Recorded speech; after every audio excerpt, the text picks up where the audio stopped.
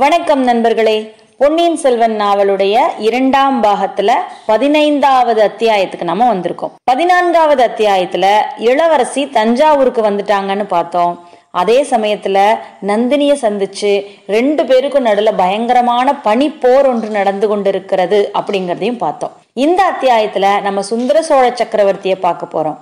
கூடவே அவருக்கு எதிராக நடக்கக்கூடிய ஒரு மர்மமான காரியத்தையும் நம்ம பார்க்க போறோம். அந்த காரியம் ஏன் நடக்கிறது, அவர்கள் என்ன நினைத்து அதை செய்கிறார்கள் அப்படிங்கறதெல்லாம் மிக மிக ரகசியமாக இருக்க போகிறது.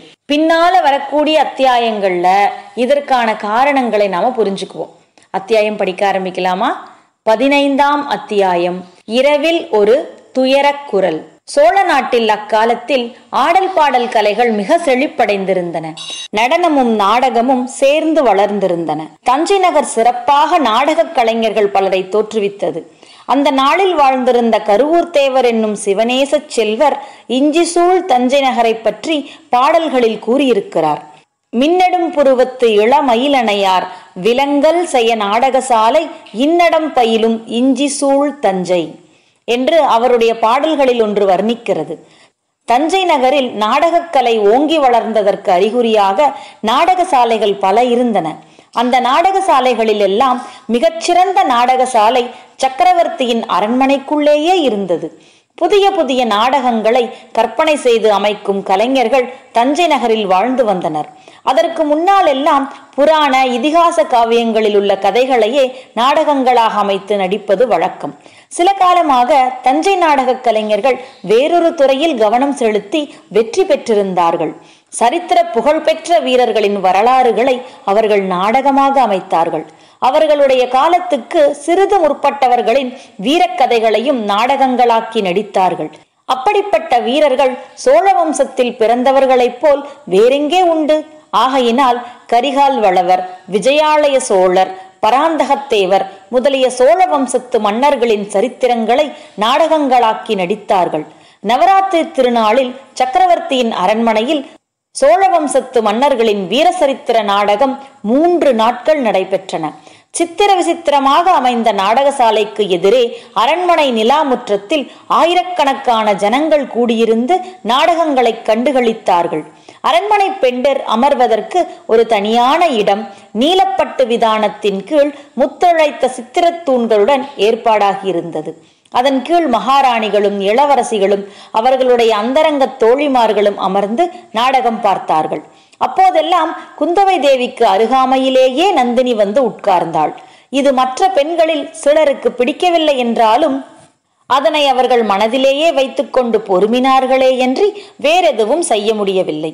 பெரிய பழுவேட்டரையர், பழுவூர் இளையராணி இவர்களுடைய கோபத்துக்கு பாத்திரமாக யாருக்குத்தான் துணிவு வரும்? இளைய பிராட்டியே அந்த கர்வக்காரிக்கு அவ்வளவு மதிப்பளித்து மரியாதை செய்யும் போது மற்றவர்கள் எம்மாத்திரம்? சோழவம்ச மன்னர்களை பற்றிய 3 நாடகங்களில் 3ஆவதான பராந்தகத்தேவர் நாடகம் மிகச்சிறந்து விளங்கியது. அன்றைக்குத்தான் நாடகம் பார்த்த ஜனங்களின் மத்தியில் ஒரு சலசலப்பு தோன்றி வளர்ந்தது.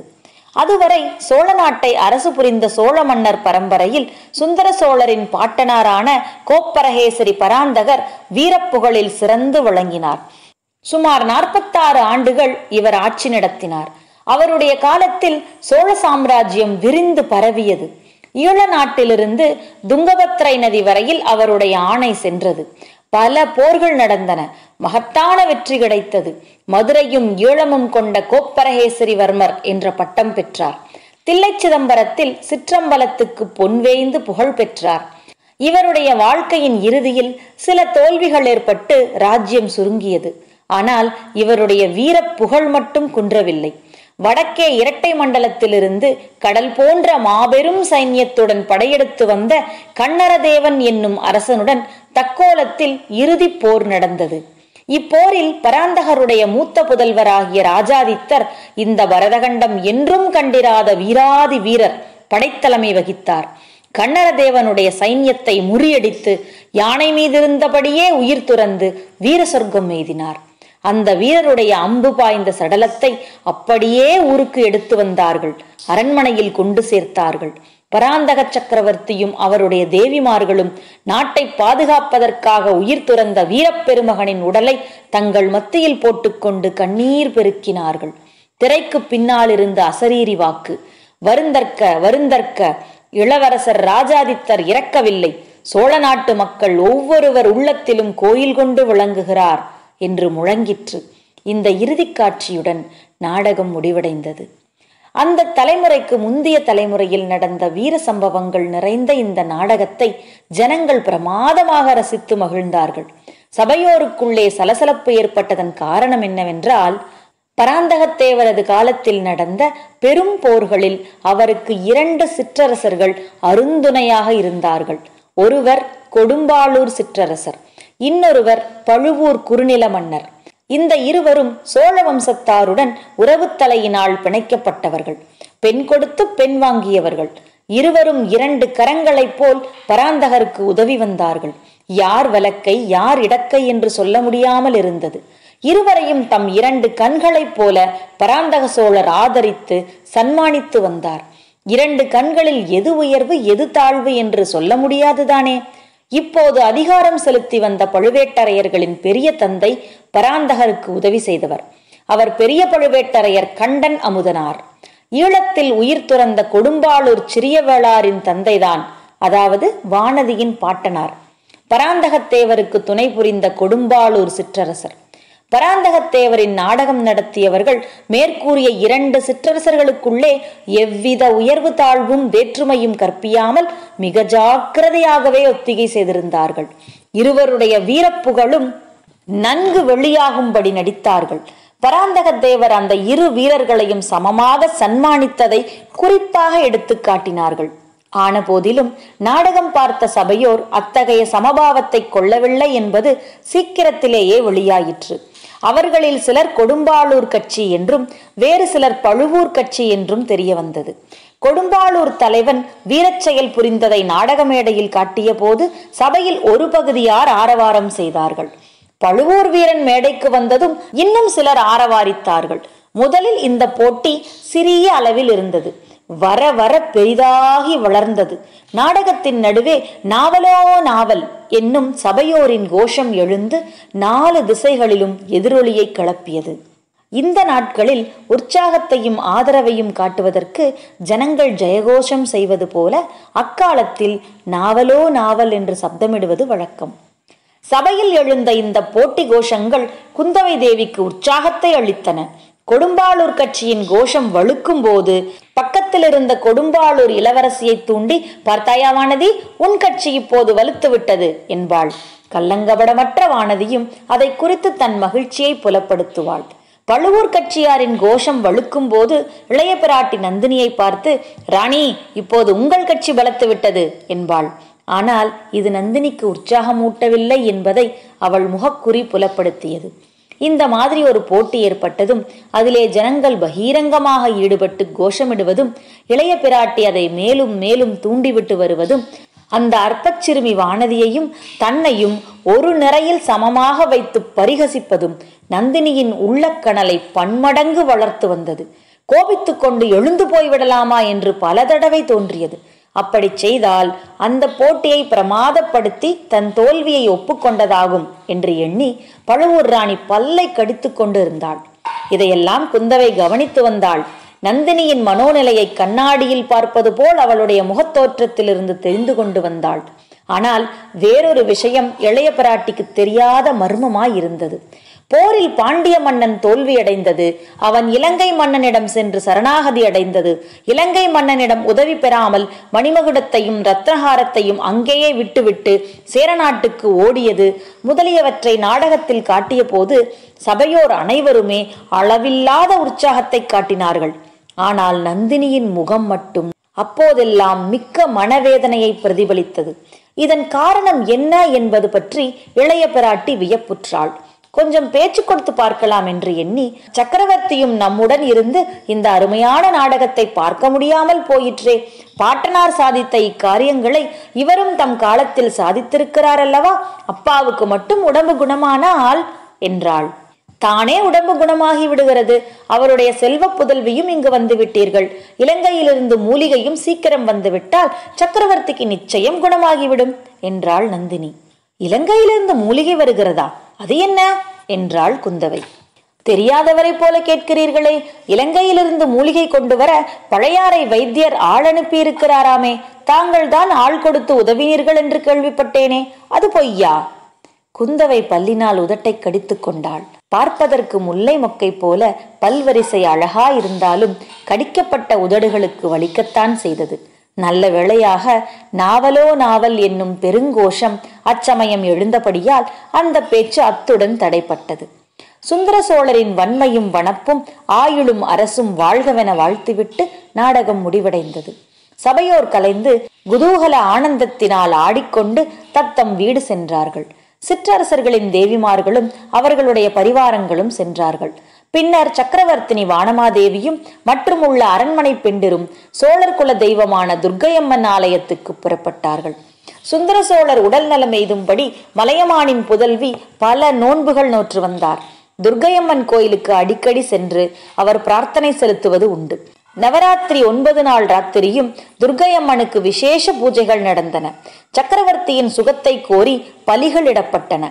ஒவ்வொரு நாளும் இரவு மகாராணி கோயிலுக்கு சென்று அர்த்தஜாம பூஜைக்கு பிறகு திரும்புவது வழக்கம். அரண்மனையின் மூத்த பெண்டிர் பலரும் மகாராணியுடன் ஆலயத்துக்கு செல்வார்கள். இளம் பெண்களை துர்க்கை சன்னதிக்கு அழைத்து போகும் வழக்கம் இல்லை. பூசாரிகள் மீது சில சமயம் சன்னதம் வந்து அகோரமாக ஆடுவார்கள். சாபம் விளைந்த வரலாறுகளை சொல்லுவார். இளம் பெண்கள் பயப்படக்கூடும் என்று அழைத்து போவதில்லை. ஆனால் இளைய பிராட்டியிடம் நீ பயந்து கொள்வாய் என்று சொல்லி நிறுத்த யாருக்கு தைரியம் உண்டு? அந்த 9 தினமும் தாய்மார்களுடன் குந்தவையும் துர்க்கை கோயிலுக்கு சென்று அம்மனுக்கு பிரார்த்தனை செலுத்தி வந்தாள். இச்சமயங்களில் வானதி தனியாக அரண்மனையில் இருக்க வேண்டி நேர்ந்தது. பராந்தகத்தேவர் நாடகம் நடந்த அன்று இரவு வானதியின் உள்ளம் உற்சாகத்தினால் பூரித்திருந்தது. தன் குலத்து முன்னோர்கள் செய்த வீரச் செயல்களை அரங்கமேடையில் பார்த்து அவளுக்கு பெருமிதம் உண்டாயிருந்தது. அத்துடன் இலங்கை நினைவும் சேர்ந்து கொண்டது. ஈழப்போரில் இறந்த தன் தந்தையின் நினைவும் தந்தையின் மரணத்துக்கு பழிவாங்கச் சென்றிருக்கும் இளவரசரின் நினைவும் இடைவிடாமல் எழுந்தன. தூக்கம் சிறிதும் வரவில்லை. கண்ணிமைகள் மூடிக்கொள்ள மறுத்தன. இளைய பிராட்டி ஆலயத்திலிருந்து திரும்பி வந்து அன்றைய நாடகத்தை பற்றி அவருடன் சிறிது நேரம் பேசிக்கொண்டிருந்தால் பிறகு தூக்கம் வரலாம். அதற்கு முன் நிச்சயமாக இல்லை. வெறுமனே படுத்து புரண்டு கொண்டிருப்பதை காட்டிலும் அரண்மனை மேல் மாடத்தில் சற்று உலாவி வரலாமே என்று தோன்றியது. மேன்மாடத்திலிருந்து பார்த்தால் தஞ்சை நகரின் காட்சி முழுவதும் தெரியும். துர்க்கை ஆலயத்தை கூட பார்த்தாலும் பார்க்கலாம். இவ்விதம் எண்ணி படுக்கையை விட்டு எழுந்து சென்றாள். அந்த அரண்மனைக்கு வானதி புதியவள்தான். ஆயினும் மேன்மாட நிலாமுற்றத்தை கண்டுபிடிப்பது அவ்வளவு ஒன்றும் கஷ்டமாயிராது. நீள நெடுக பாதைகளும் இருபுறமும் தூண்களும் தூங்கா விளக்குகளும் இருக்கும் போது என்ன கஷ்டம்? பாதைகள் சுற்றி சுற்றி சென்று கொண்டிருந்தன. முன்னிரவில் ஜகஜோதியாக பிரகாசித்த விளக்குகள் பல அணைந்து விட்டிருந்தன. சில புகை சூழ்ந்து மங்களான ஒளி தந்தன. ஆங்காங்கு பாதை முடுக்குகளில் தாதிமார்கள் படுத்தும் சாய்ந்தும் தூங்கிக் கொண்டிருந்தார்கள். அவர்களை எழுப்பி வழி கேட்க இஷ்டப்படாமல் வானதி மேலும் சென்று கொண்டிருந்தாள். அந்த அரண்மனை பாதைகளுக்கு ஒரு முடிவே இல்லை போல தோன்றியது. திடீரென்று ஒரு குரல் கேட்டது. அது தீனமான துயர குரலாக தொனித்தது. வானதிக்கு ரோமாஞ்சனம் உண்டாயிற்று. உடம்பு நடுங்கியது. அவளுடைய கால்கள் நின்ற இடத்திலேயே நின்றன. மறுபடியும் அந்த அபயக்குரல், என்னை காப்பாற்றுவார் யாரும் இல்லையா? ஆஹா, இது சக்கரவர்த்தியின் குரல் போலல்லவா இருக்கிறது. என்ன ஆபத்தோ தெரியவில்லையே. உடல் நோயின் கோளாறா அல்லது வேறு ஏதாவது இருக்குமா? சக்கரவர்த்தினி முதலிய மூத்த பெண்டர் அனைவரும் கோயிலுக்கு சென்று விட்டார்களே. சக்கரவர்த்திக்கு பக்கத்தில் யாரும் இல்லாமலா இருப்பார்கள்? ஆயினும் போய் பார்க்கலாம். நடுங்கிய கால்களை மெதுவாக எடுத்து வைத்து வானதி மேலும் சில அடிகள் நடந்தாள். குரல் கீழே இருந்து வருவதாக தோன்றியது. அந்த இடத்தில் பாதையும் முடிந்தது. குனிந்து பார்த்தால் கீழே ஒரு விசாலமான மண்டபம் தெரிந்தது. ஆஹா, சக்கரவர்த்தியின் சயன கிரகம் அல்லவா இது? ஆம், அதோ சக்கரவர்த்தி படுத்திருக்கிறார். தன்னந்தனியாக படுத்திருக்கிறார். மேலும் ஏதோ புலம்புகிறார். என்னவென்று கேட்கலாம். அடி பாவி, உண்மைதான் அடி, நான் உன்னை கொன்று விட்டது உண்மைதான். வேண்டுமென்று கொல்லவில்லை, ஆனாலும் உன் சாவுக்கு நான் தான் காரணம்.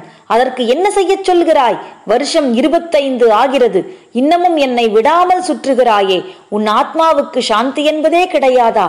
எனக்கும் அமைதி தர மாட்டாயா? என்ன பிராயச்சித்தம் செய்ய வேண்டுமோ சொல், அதன்படி செய்து விடுகிறேன். என்னை விட்டுவிடு. ஐயோ, என்னை இவளுடைய கொடுமையிலிருந்து விடுவிப்பார் யாருமில்லையா? எல்லாரும் என் உடல் நோய்க்கு மருந்து தேடுகிறார்களே, என் மனநோயை தீர்த்து காப்பாற்றுவார் யாருமில்லையா? போ போ, போய்விடு. இல்லை, போகாதே, நில். நான் என்ன செய்ய வேண்டும் என்று சொல்லிவிட்டு போ. இப்படி மௌனம் சாதித்து என்னை வதைக்காதே. வாயை திறந்து ஏதாவது சொல்லிவிட்டு போ. இந்த வார்த்தைகள் வானதியின் காதில் இரும்பை காய்ச்சி விடுவதைப் போல விழுந்தன. அவளுடைய உச்சந்தலை முதல் உள்ளங்கால் வரையில் குலுங்கியது. தன்னையறியாமல் கீழே குனிந்து பார்த்தாள். மண்டபத்தில் நாலாபுறமும் அவளுடைய பார்வை சென்ற வரையில் பார்த்தாள். சக்கரவர்த்திக்கு எதிரில் சற்று தூரத்தில் ஒரு உருவம் நின்று கொண்டிருந்தது. அது பெண்ணின் உருவம். பாதி உருவம்தான் தெரிந்தது. பாக்கி பாதி தூண் நிழலிலும் அகில் புகையிலும் மறைந்திருந்தது. தெரிந்த வரையில் அந்த உருவம் பழுவூர் இளையராணியைப் போலல்லவா இருக்கிறது. இது என்ன கனவா, சித்தப்பிரமையா? இல்லை, உண்மையேதான். அதோ அந்த தூண் மறைவில் ஒளிந்து நிற்பது யார்? பெரிய பழுவேட்டரையர் அல்லவா? சந்தேகமே இல்லை, அவர்கள்தான். பழுவூர் இளையராணியை பார்த்து விட்டா சக்கரவர்த்தி அப்படியெல்லாம் பேசுகிறார்? உன்னை கொன்றது உண்மைதான் என்று அலறினாரே, அதன் பொருள் என்ன? திடீரென்று வானதிக்கு மயக்கம் வரும் போல் இருந்தது. தலை சுற்றத் தொடங்கியது. இல்லை, இந்த அரண்மனையே சுற்றத் தொடங்கியது. சீச்சி, இங்கே மயக்கமடைந்து விடக்கூடாது, கூடவே கூடாது. பல்லை கடித்து கொண்டு வானதி அங்கிருந்து சென்றாள். ஆனால் திரும்பச் செல்லும் பாதை தொலையாத பாதையாயிருந்தது. அவள் படுத்திருந்த அறை வரவே வராது போல் தோன்றியது. முடியாது, இனிமேல் நடக்க முடியாது, நிற்கவும் முடியாது. குந்தவை பிராட்டி கோயிலிலிருந்து திரும்பி வந்த போது வானதி அவள் அறைக்கு சற்று தூரத்தில் நடைபாதையில் உணர்வற்று கட்டை போல் கிடப்பதை கண்டாள். இதோடு 15வது அத்தியாயம் முடிந்தது. பழுவூர் இளையராணியும் பெரிய பழுவேட்டரையரும் சக்கரவர்த்தி படுத்திருக்கிற இடத்துல என்ன பண்றாங்க? பழுவூர் இளையராணியை பார்த்து ஏன் சக்கரவர்த்தி அப்படி பயப்படுகிறார்? இதுக்கெல்லாம் என்ன காரணம்? இந்த செயல் நடந்த நேரத்துல நந்தினிக்கே அதற்கான காரணம் தெரியாது. பின்னால் மெதுமெதுவாக அந்த காரணத்தை அவள் தெரிந்து கொள்வாள். நாமும் அதை தெரிஞ்சுக்குவோம். மேற்கொண்டு என்ன நடந்தது அப்படிங்கிறத நம்ம அடுத்த அத்தியாயத்துல படிச்சு தெரிஞ்சுக்கலாம். நன்றி.